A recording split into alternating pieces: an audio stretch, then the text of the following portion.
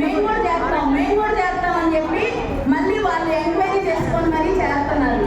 So దీనివల్ల మన గుడికి పేరు వస్తుంది. అలానే ఇంకొకటండి, ఒక రాయిని మొక్కంగా దేవుడు అవుతాడట. అలానే మనమే ప్రాణ ప్రతిష్ఠ చేస్తాం, దానికి మనమే అన్ని చేస్తాం, అదే ఆ రాయిని దేవుణ్ణి చేస్తాం. అలానే ఈ గుళ్ళో కూడా మన కార్యక్రమాలు జరిగే కొద్దీ ఆంధ్రప్రదేశ్ లో ఫేమస్ అవ్వాలని మనం మనస్ఫూర్తిగా కోరుకుందాం.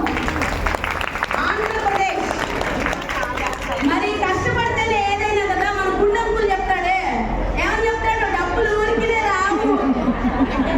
రావు కదా, అట్లా పుణ్యం కూడా ఊరికినే రాదండి. అందరం కలిసి కష్టపడి మన గుడిని పైకి తీసుకొస్తే మనందరికీ పేరు వచ్చిందే కాక ఈ పారాయణాల వల్ల సమాజానికి ఒక బాట వేసిన వాళ్ళం అవుతామని నా ఉద్దేశం. మరి మీ ఉద్దేశం ఏంటో నాకు తెలియదు.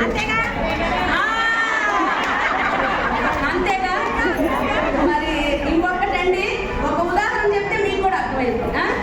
ఒక భవనం ఉందనుకోండి, దానికి ఒక తాళం వేస్తాం. ఆ తాళాన్ని తీయడానికి అతి చిన్నది తాళం చెవి, అవునా కదా? ఆ చిన్న తాళం చెవితో తాళం తీస్తే మనం ఒక అందమైన భవనంలోకి తొంగి చూడొచ్చు. అలానే భక్తి అనే తాళంతో ముడివేస్తుంది మన జీవితం. నిన్న కూడా చెప్పారు, 2 శాండ్విచ్ల మధ్య మన జీవితం ఏదైనా పెట్టుకోవచ్చు. శాండ్విచ్ లాంటిది అన్నమాట మన జీవితం. అంటే మనం భక్తి అనే మార్గాన్ని పెట్టుకుంటే చాలా రోజు బాగా అవుతుంది, చాలా మోక్షం వస్తుంది.